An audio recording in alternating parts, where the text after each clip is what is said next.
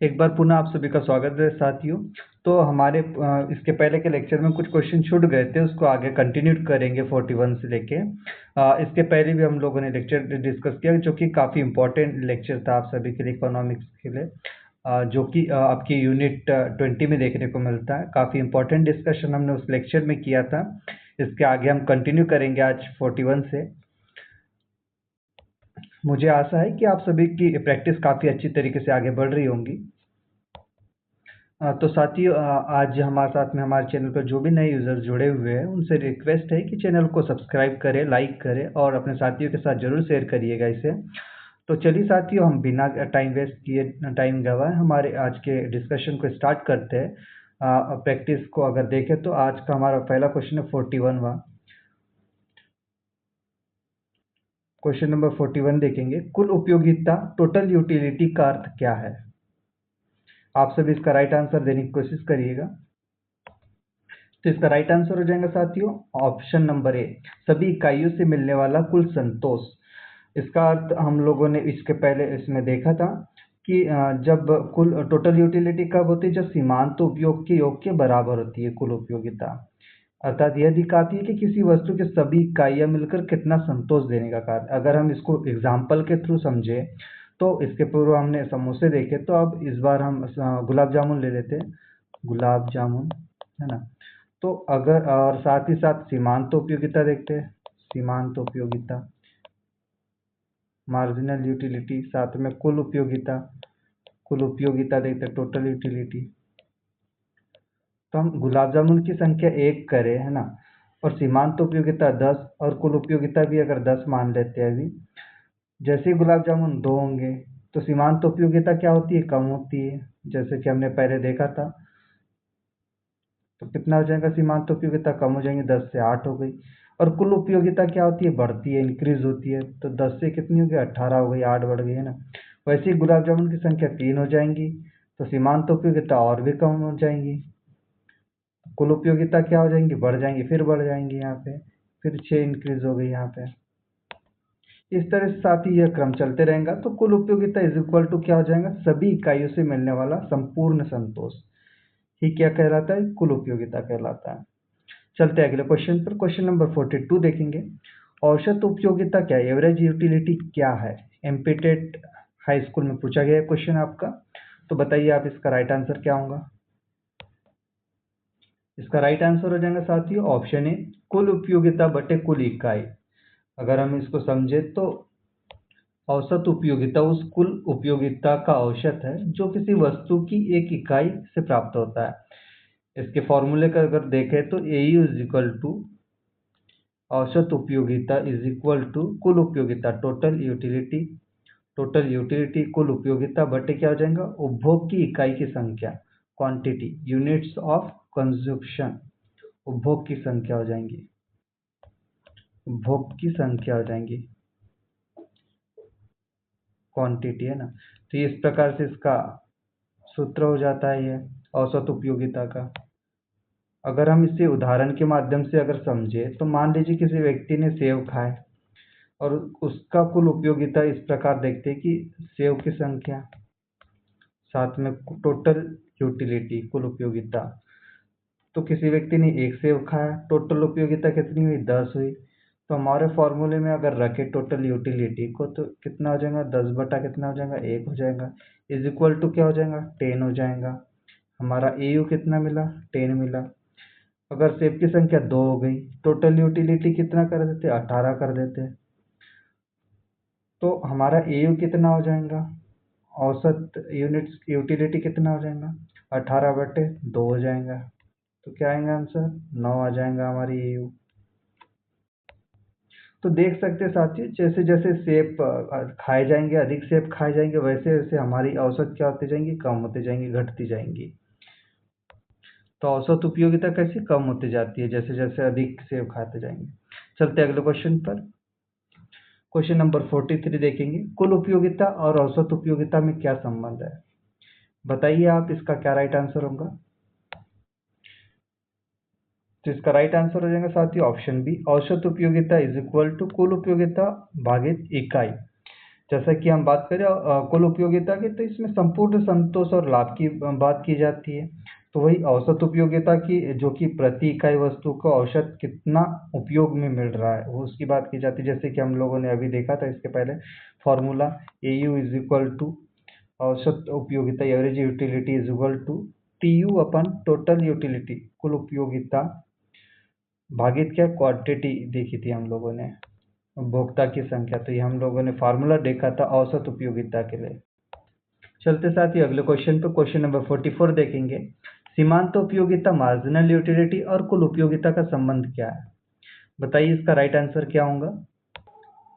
इसका right answer हो जाएगा साथियों ऑप्शन बी, कुल उपयोगिता इज इक्वल टू सीमांत उपयोगिताओं का योग। तो हम अगर बात करें सीमांत उपयोगिता की, जो कि एक इकाई वस्तु के उपभोग करने से कुल उपयोगिता में कितनी वृद्धि होती है, इसको देखता है। जैसा कि हमने एक फॉर्मूला सूत्र देखा था इसके पूर्व, जो कि मार्जिनल यूटिलिटी है ना, सीमांत उपयोगिता इज इक्वल टू क्या होता था, टोटल यूटिलिटी, टोटल यूटिलिटी कुल उपयोगिता बटे क्या होती थी, संख्या होती थी, उपभोग की संख्या। तो इसका फॉर्मूला हम लोगों ने देखा था। वही हम बात करें कुल उपयोगिता की, तो ये जो टोटल यूटिलिटी जो होती है, सीमांत उपयोगिता के जोड़ से ही बनती है। जैसा कि हम लोगों ने इसके पूर्व डिस्कशन देखा था कि जो कुल उपयोगिता है वो सीमांत उपयोगिता के, जैसे कि सीमांत उपयोगिता कम होते जाती है और कुल उपयोगिता क्या होती है, बढ़ते जाती थी। अगर हम दोनों के व्यवहार को अगर समझे, तो जैसे मार्जिनल यूटिलिटी, सीमांत उपयोगिता जैसे ही बढ़ते रहेंगी, है ना, तो टोटल यूटिलिटी क्या होंगी, टोटल यूटिलिटी भी बढ़ेंगी। अगर मार्जिनल यूटिलिटी जो है, सीमांत उपयोगिता, ये अगर बराबर है, तो टोटल यूटिलिटी क्या होती है, अधिकतम होती रहती है, चरम बिंदु पे पहुंच जाती है। मार्जिनल यूटिलिटी ऐसी है तो टोटल यूटिलिटी क्या होंगी, घटने लगेंगी। इस तरीके से आप सभी समझ सकते हैं इसको। तो टोटल यूटिलिटी में अगर वृद्धि हो रही है या कमी हो रही है, तो सीधे तौर पर किससे प्रभावित करती है, मार्जिनल यूटिलिटी पर निर्भर करती हो। मार्जिनल यूटिलिटी जैसी भी होंगी तो ये डायरेक्टली किसे ये करेंगे प्रभावित, टोटल यूटिलिटी को, वृद्धि या कमी को बताएंगे। फिर चलते हैं अगले क्वेश्चन पर, क्वेश्चन नंबर 45 देखेंगे। लागत कॉस्ट का अर्थ क्या है? इसका राइट आंसर हो जाएगा साथियों ऑप्शन ए, वस्तु या सेवा बनाने में किया गया कुल खर्च ही लागत कहलाती है हमारा। चलते हैं अगले क्वेश्चन पर, क्वेश्चन नंबर 46 देखेंगे। कुल लागत, टोटल कॉस्ट क्या होती है? तो बताइए आप इसका राइट आंसर क्या होगा। इसका राइट आंसर हो जाएगा साथियों ऑप्शन ए, सभी लागतों का जो योग होता है वो कुल लागत कहलाता है। अगर इसे देखो तो संपूर्ण खर्च जो किसी उत्पाद या सेवाओं को बनाने या किसी उत्पाद प्रक्रिया में खर्च होता है, यही क्या होता है, कुल लागत कहलाता है। सभी जो खर्चे होते हैं उनको जोड़कर लागत निकाली जाती है। जैसे हम फॉर्मूला के थ्रू अगर समझे, तो TC इज इक्वल टू कुल लागत बराबर, इसे देखते हैं, स्थायी लागत, फिक्स्ड कॉस्ट FC, स्थायी लागत प्लस क्या हो जाएगा, VC हो जाएगा, परिवर्तन लागत, वेरिएबल कॉस्ट। तो इसका फॉर्मूला बन जाता है कुल लागत बराबर इसे FC प्लस VC। VC क्या है हमारा, परिवर्तन लागत, वेरिएबल कॉस्ट है, और FC क्या है, ये स्थायी लागत है, फिक्स्ड कॉस्ट है। स्थायी कॉस्ट को ना, जैसे उत्पाद की जो मात्रा बढ़ाने या घटाने पे यह नहीं बदलता है, परिवर्तन नहीं होता है। वही अगर हम इसकी VC की बात करें, परिवर्तन लागत की, तो यह उत्पादन बढ़ाते हैं या घटाते हैं तो बदलता रहता है ये खर्च।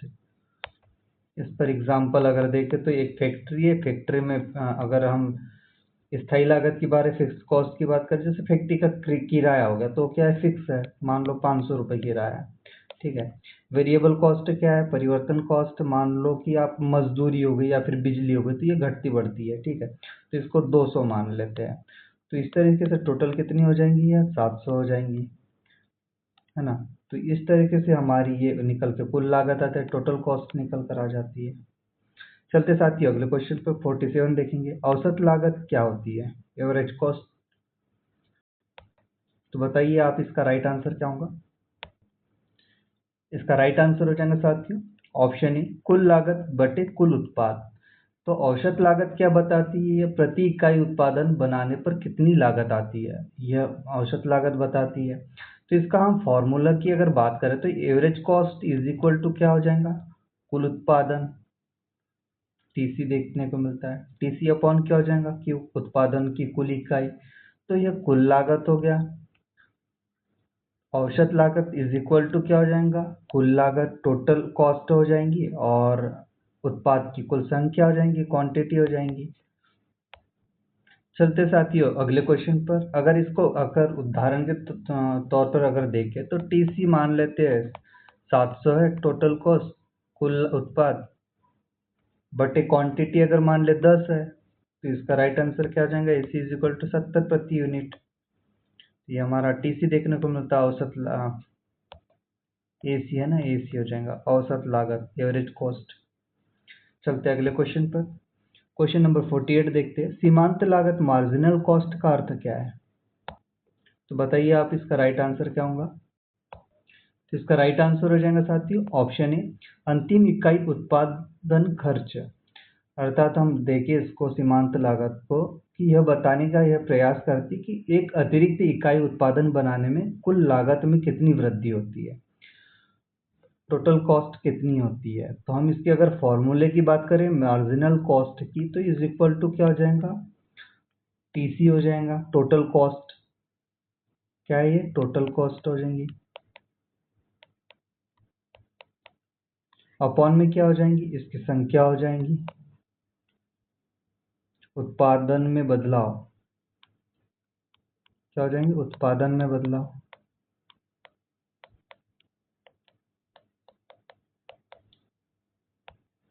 ये टोटल कॉस्ट कुल लागत में बदलाव, ये उत्पादन में बदलाव इकाई के तौर पे। अगर हम इसके एग्जाम्पल को देखें सीमांत लागत के, तो उत्पाद की अगर बात की जाए, उत्पाद देखा जाता है, उत्पादन, साथ ही कुल लागत, लागत है ना, टीसी हो जाएगा हमारा ये क्या हो जाएंगे?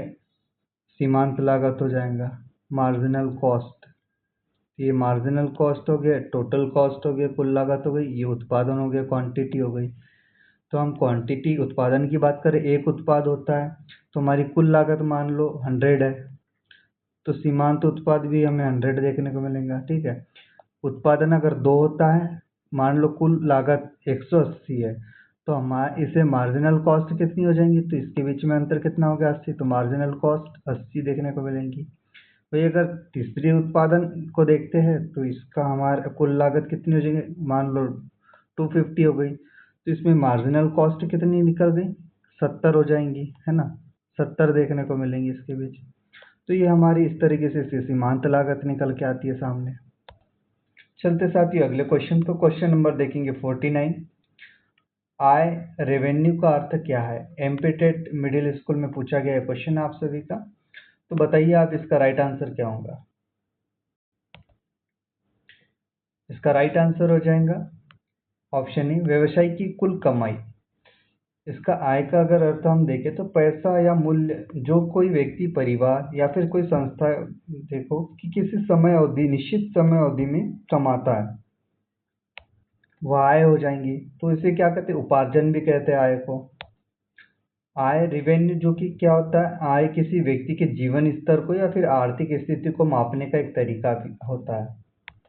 चलते साथियों अगले क्वेश्चन पर। क्वेश्चन नंबर 50 देखेंगे। कुल आय क्या होती है? इसका राइट आंसर हो जाएगा साथियों ऑप्शन ए वस्तु की बिक्री गुणित इकाई, अर्थात total revenue is equal to क्या हो जाएगा? बिक्री, है ना, सेल गुणित क्या हो जाएंगे? क्वांटिटी हो जाएंगे, इकाई है, कितनी इकाई है ना।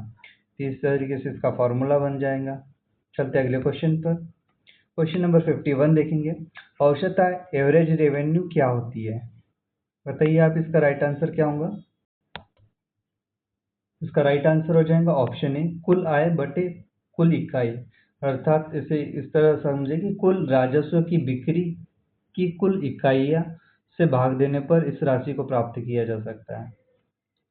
अर्थात हम देखें average revenue is equal to क्या हो जाएगा? टोटल रेवेन्यू अपॉन क्या हो जाएगा, बेची गई इकाई क्वांटिटी हो जाएंगी, है ना, कितनी इकाई है बेची गई। तो इस फॉर्मूले से इसे देख सकते हैं। औसत आय की गणना की जा सकती है, कुल राजस्व बटे बेची गई संख्या, है ना, उनकी इकाई है कितनी थी,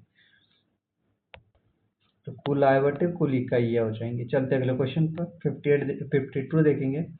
सीमांत आय मार्जिनल रेवेन्यू क्या होती है? बताइए आप सब, इसका राइट आंसर देने की कोशिश करिएगा। तो इसका राइट आंसर हो जाएगा साथियों ऑप्शन ए, अंतिम इकाई से मिलने वाली आय, अर्थात अतिरिक्त राजस्व है जो कि अतिरिक्त इकाई वस्तु बेचने पर प्राप्त होती है, सीमांत आय, है ना। अगर हम इसके फॉर्मूले की बात करें तो सीमांत marginal revenue MR is equal to देखते हैं TR, कुल राजस्व में बदलाव, TR हो जाएगा टोटल रेवेन्यू अपॉन क्या हो जाएंगी, क्वांटिटी हो जाएंगी, बेची गई इकाई में बदलाव। तो इसका फॉर्मूला है देखने को मिलता है। चलते साथियों अगले क्वेश्चन पर। क्वेश्चन नंबर 53 देखेंगे। लागत और आय का संबंध क्या है? इसका राइट आंसर हो जाएगा साथियों ऑप्शन ए, लाभ इज इक्वल टू कुल आय माइनस कुल लागत। तो हम यहाँ पे लाभ की गणना की जा सकती है। चलते अगले क्वेश्चन पर। क्वेश्चन नंबर 54 देखेंगे। औसत लागत और सीमांत लागत का क्या संबंध क्या है? बताइए आप सब इसका राइट आंसर। इसका राइट आंसर हो जाएगा साथियों ऑप्शन ए, मार्जिनल कॉस्ट छोटा है एसी से, एसी अर्थात एवरेज कॉस्ट से, तो क्या हो जाएगा, एवरेज कॉस्ट क्या होंगी, घट जाएंगी। जब अतिरिक्त इकाई बनाने की लागत औसत से कम होती है तो औसत क्या होती है, घट जाती है। चलते साथियों अगले क्वेश्चन पर। क्वेश्चन नंबर 55 देखेंगे। कुल उपयोगिता अधिकतम कब होती है? इसका राइट आंसर हो जाएगा साथियों ऑप्शन ए, जब सीमांत उपयोगिता is equal to 0, total utility तब अधिक होंगी जब MU जो है, मार्जिनल यूटिलिटी जो है, वो शून्य होगा। चलते अगले क्वेश्चन पर। क्वेश्चन नंबर 56 देखेंगे साथियों। औसत उपयोगिता अधिकतम कब होती है? बताइए इसका राइट आंसर क्या होगा। तो इसका राइट आंसर हो जाएगा साथियों ऑप्शन ए, सीमांत उपयोगिता इज इक्वल टू एवरेज औसत उपयोगिता, average utility is equal to क्या होता है, मार्जिनल यूटिलिटी। चलते साथियों अगले क्वेश्चन पर। क्वेश्चन नंबर 57 देखेंगे। सीमांत उपयोगिता घटती क्यों है? एमपीटेट MS जो कि मिडिल स्कूल में पूछा गया क्वेश्चन है, तो बताइए आप इसका राइट आंसर क्या होगा।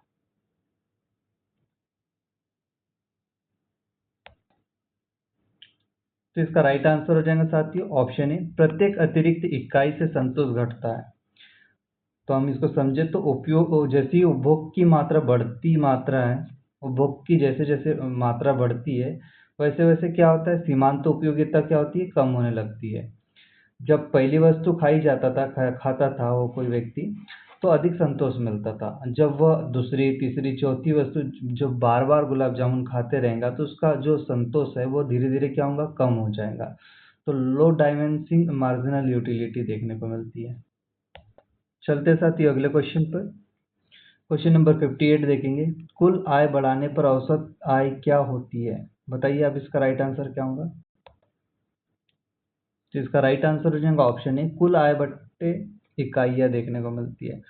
तो क्या हो जाएगा, औसत आय अपन देखें तो एवरेज रेवेन्यू क्या निकल के आता है, टोटल रेवेन्यू अपॉन क्या आ जाएगा, इकाइयाँ हो जाएंगी इसकी, है ना, टोटल रेवेन्यू अपॉन उनकी संख्या हो जाएंगी। इस फॉर्मूले के थ्रू हम औसत आय देखने को मिलती है। इसके एग्जाम्पल के थ्रू अगर समझे तो देखते हैं कि व्यक्ति देखते हैं, व्यक्ति कुल आय देख लेते हैं, है ना, टोटल इनकम हो गई, और औसत एवरेज इनकम देख लेते हैं। तो हम बात करें इसमें व्यक्तियों की संख्या अगर मान लो 5 है और टोटल कुल आय हमारी मान लो 50,000 है, तो औसत आय कितनी होंगी हमारी, औसत आय इसका भाग हो जाएगा तो 50,000 का 5 में, तो कितना निकल के आ जाता है, 10,000 निकल के आ जाता है। वही अगर व्यक्तियों की संख्या मान लो 5 है, कुल आय फिर बढ़ जाती है, 60,000 हो जाती है, तो क्या हो जाएगा हमारा औसत आय? 60,000 के बटे में क्या जाएगा? 5 आ जाएगा। तो क्या निकल के आ जाती है? 12,000 निकल के आ जाती है। व्यक्तियों की संख्या अगर 6 है, आय हमारी टोटल, इन आय की बात समझ लो 72,000 है, तो 72,000 के बटे में 6 आ जाएगा, तो हमारी जो औसत आय कितनी निकल के आ जाती है? ये भी 12,000 निकलते हैं। तो हम अधिकतर केस में तो बढ़ते हुए देखने को मिलता है, लेकिन हमने जब तीसरा केस देखा तो ये इसमें स्थिर दिखाई दी हमें, एवरेज आय, है ना, औसत आय हमें स्थिर दिखाई दी। तो कह सकते हैं कि कुल आय बढ़ने पर औसत आय अधिकतर बढ़ती है, जब तक कि व्यक्तियों की संख्या तेजी से न बढ़े। चलते अगले क्वेश्चन पर। क्वेश्चन नंबर 59 देखेंगे। उत्पादन लागत पर असर डालने वाले कारक कौन से हैं? तो इसका राइट आंसर हो जाएगा साथियों ऑप्शन ए, श्रम, भूमि, पूंजी, प्रौद्योगिकी, जो कि उत्पादन लागत पर डायरेक्टली असर डालते हैं। चलते अगले क्वेश्चन पर। क्वेश्चन नंबर 60 देखेंगे। आय के प्रकार कौन कौन से हैं? बताइए आप सभी, इसका राइट आंसर देने की कोशिश करिएगा। तो ऑप्शन ए देखते हैं। कुल आय, औसत आय, सीमांत आय जो होती है, ये आय के प्रकार होते हैं। तो आई होप आप सभी को काफी अच्छा लगा होगा ये लेक्चर। तो धन्यवाद साथियों, आप सभी अभी तक बने रहे मेरे साथ में। आप इसी तरीके से प्रैक्टिस जारी रखिएगा, है ना। हम अगर आप लोगों ने अभी तक के चैनल को सब्सक्राइब नहीं किया तो चैनल को प्लीज़ सब्सक्राइब करिए, लाइक करिए और अपने साथियों के साथ इसे ज़रूर शेयर करिएगा। इस तरीके से क्लास हम और भी लाते रहेंगे, इम्पॉर्टेंट क्लास हम डिस्कस करेंगे, है ना। और जितना ज़्यादा हो सके PYQ को लेके आएंगे, है ना। प्रैक्टिस करेंगे, जितना हमसे हो सके उतना ज़्यादा प्रैक्टिस करेंगे, क्योंकि काफ़ी कम दिनों का समय बचा है, तो उतने दिनों में हम जितना ज़्यादा हो सके प्रैक्टिस करेंगे। हो सकता है आपने अगर इसकी थ्योरी को नहीं पढ़ा हो तो हम थोड़ा और भी डीप रूप से, है ना, जितना सरल हो सकता है उतने सरल माध्यम से हम देखने की कोशिश करेंगे, ताकि इस टाइप का कोई भी क्वेश्चन अगर परीक्षा हॉल में देखने को बनता है हमें, तो वो हमसे मिस ना हो। क्योंकि हम देखते हैं कि जैसे कि सामाजिक विज्ञान में हमारे जो कि 4 यूनिट दी गई है ना, 17 से लेके 20 तक की हमें 4 यूनिट देखने को मिलती है, तो जिसमें पॉलिटी, हिस्ट्री हो गया, जियोग्राफी, है ना, इकोनॉमिक्स देखने को मिलती है। हो सकता है कि हमारे शिफ्ट में इकोनॉमिक्स से ज़्यादा क्वेश्चन बन जाए, या फिर अपने विज्ञान से इससे विज्ञान और जियोग्राफी से ज़्यादा बन जाए, या फिर हिस्ट्री से ज़्यादा बन जाए। तो किसी भी सब्जेक्ट को, किसी भी टॉपिक्स को नहीं छोड़ के जाना है, सारे को थोड़ा थोड़ा कंप्लीट करना है, या फिर प्रैक्टिस सीरीज के माध्यम से, जैसे कि हम लोगों ने डिस्कस कर ही चुके हैं हमारे यहाँ, हमारे चैनल पे डला हुआ है ऑलरेडी। हम लोग सारी मतलब पॉलिटी, जियोग्राफी, हिस्ट्री सारे लेक्चर कंप्लीट कर चुके हैं, तो आप लोग वहाँ से प्रैक्टिस कर सकते हो। अगर बात करें तो हम लोगों ने वहाँ से टॉपिक वाइज ही, हम लोगों ने वहाँ पे PYQ से रिलेटेड हो या फिर MCQ से रिलेटेड सारी प्रैक्टिस में हम लोगों ने उनको इंक्लूड किया है। हर टाइप्स के क्वेश्चन हम लोगों ने उसमें इंक्लूड किए हैं, तो आप उन्हें प्रैक्टिस के माध्यम करके अपनी तैयारी को और भी सुदृढ़ बना सकते हो। तो साथियों, चैनल को ज़रूर सब्सक्राइब कर दीजिएगा, बेल आइकन को भी प्रेस कर दीजिएगा, ताकि आने वाली वीडियो आप तक जल्द से जल्द पहुँचे, है ना। तो मिलते हैं साथी एक नए लेक्चर के साथ में, तब तक कि आप करते रहिए अच्छे से प्रैक्टिस। आप सभी का धन्यवाद।